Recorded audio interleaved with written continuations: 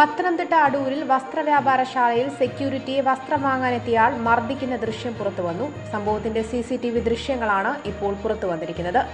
പന്തളം സ്വദേശി അഖിൽ മുഹമ്മദാണ് സെക്യൂരിറ്റി സ്റ്റാഫിനെ ക്രൂരമായി തള്ളിയിട്ടത്. ഇദ്ദേഹത്തെ തള്ളിയിടുന്നതിന്റെ ദൃശ്യങ്ങളാണ് പുറത്തുവന്നിരിക്കുന്നത്. സെക്യൂരിറ്റി സ്റ്റാഫിനെ ഇയാൾ തള്ളിയിടുന്നതും തുടർന്ന് ചുറ്റുമുണ്ടായിരുന്ന മറ്റ് ആളുകൾ പ്രതിയോട് ദേഷ്യപ്പെടുന്നതും വീഡിയോയിൽ വ്യക്തമാണ്.